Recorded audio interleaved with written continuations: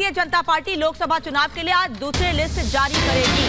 किसी भी वक्त दूसरी लिस्ट जारी हो सकती है। बता दें आपको कि इससे पहले पहली सूची में 195 नाम शामिल थे, जिनमें अलग अलग राज्यों की कई सीटों पर बड़े चेहरों का ऐलान किया गया था। लेकिन अब भारतीय जनता पार्टी आज दूसरी लिस्ट जारी करेगी।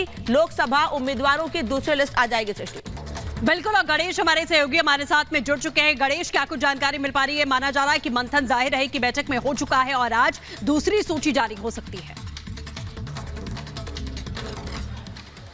देखिए, जिस तरीके से जो सूत्र बता रहे हैं कि बीजेपी के जो दूसरी लोकसभा उम्मीदवारों की सूची किसी भी समय आ सकती है।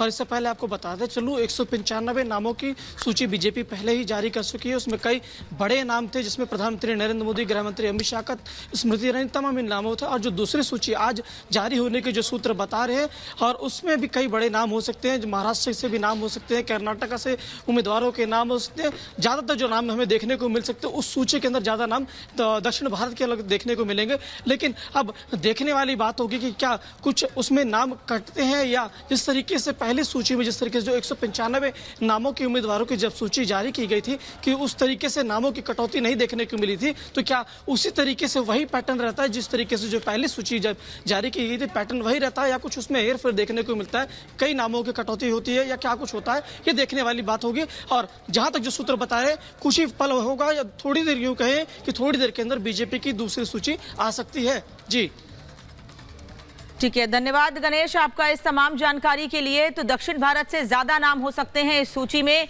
ये जानकारी मिल रही है। इसके अलावा कई और नामों पर भी मंथन हुआ है सीईसी की बैठक में। तो कुल कितने नामों का ऐलान होगा ये अभी तय नहीं है, लेकिन आज सूची आएगी दूसरी, ये तय है। इधर प्रधानमंत्री नरेंद्र मोदी ने अपने एक प्लॉट को दान कर दिया है। पीएम ने जो प्लॉट दान किया है उस पर एक भव्य कला केंद्र बनेगा, जो भविष्य में संगीत कला गतिविधियों का एक अनूठा केंद्र होगा। इसका उद्देश्य भारतीय संगीत कलाओं के ज्ञान को एक छत के नीचे लाना है। रिपोर्ट देखिए।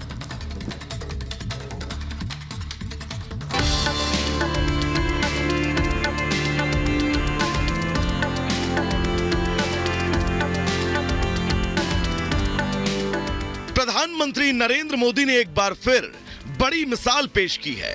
2001 में मुख्यमंत्री बनने के बाद से मोदी अभी तक खुद को मिलने वाले उपहारों की नीलामी कर उस राशि को बेटियों के लिए खर्च करते आए हैं। अब प्रधानमंत्री नरेंद्र मोदी ने अपना प्लॉट भी दान किया है।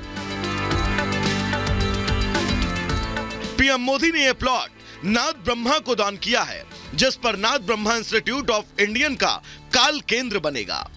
प्रधानमंत्री नरेंद्र मोदी की जो जमीन है, जो प्लॉट है उनका यहाँ पे सेक्टर 1 गांधीनगर में, उनके होम स्टेट में, उसको उन्होंने अब डोनेट किया है। ये प्लॉट आप देख सकते हैं जहाँ से हम रिपोर्टिंग कर रहे हैं। हम आपको दिखा रहे हैं कि यही वो प्लॉट है, और इसके साथ साथ जो साथ में प्लॉट है वो अरुण जेटली का भी है।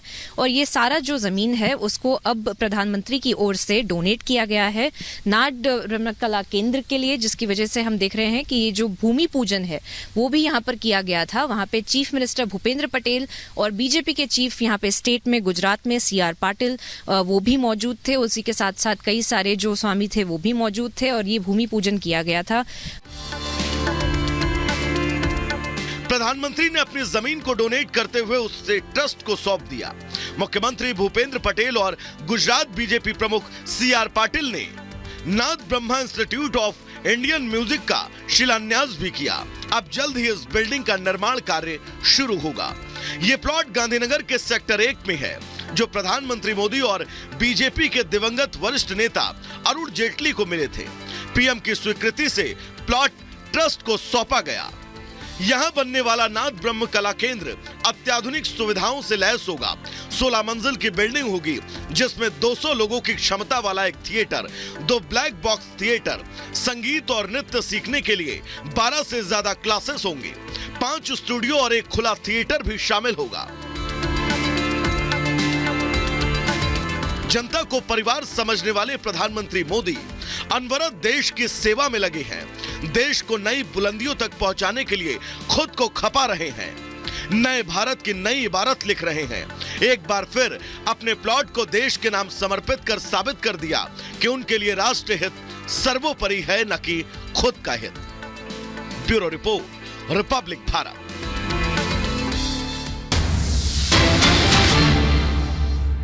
बहुत बिगड़ हुई सर कम नजर से देख रहे हैं। ये आने के बाद ऐसा भरोसा मिल गया है कि सब लोग हमको अच्छी नजर से देख रहे हैं। मैं भी एक औरत हूँ, मैं इस समाज में जी सकती हूँ, ऐसी भावना मिल गई केवल आपकी वजह से सर। और प्रधानमंत्री नरेंद्र मोदी ने सूरज पोर्टल का शुभारंभ किया है। वंचित वर्ग के लोगों को कर्ज लेने में इससे मदद मिलेगी और लोगों से वो इस दौरान మీ संवाद भी జీవితంలో करेंगे। ఎటువంటి పరివర్తన వచ్చింది? మీ పిల్లల్ని ఎలా చదివించుకుంటున్నారు ఇవన్నీ చెప్పండి సార్। నా పిల్లల్ని గవర్నమెంట్ స్కూల్లోనే చదివించుకుంటున్నాను సార్। గవర్నమెంట్ స్కూల్లో చదివించుకుంటున్నాను। ఏమన్నా ఇప్పుడు మీరు ఇచ్చిన బండికి వెళ్ళి ఆ బండి కాడ చిన్న డ్రైవింగ్ లాగా నేనే నేర్చుకోవాలి అనుకుంటున్నాను సార్। ఆ బండి నేర్చుకొని నేనే తోలాలి। నాకనేది నమ్మకం, ఇది నా బండి, నా సొంత బండి నేనే నడపాలి సార్। అంత నమ్మకం మీరు ఇచ్చారు కాబట్టి మీకు ధన్యవాదాలు సార్। నేను मेरी बच्चों को सरकारी स्कूल में भेज रही हूँ सर। मैं ही स्वयं ड्राइविंग सीखकर मेरी गाड़ी को मैं ही चलाकर मेरी बच्चों को नई जिंदगी दिलाना चाहती हूँ। आपकी व्हीकल के द्वारा हम बहुत खुश है सर। हमारी तरफ से केंद्र सरकार को आपको बहुत बहुत धन्यवाद है सर।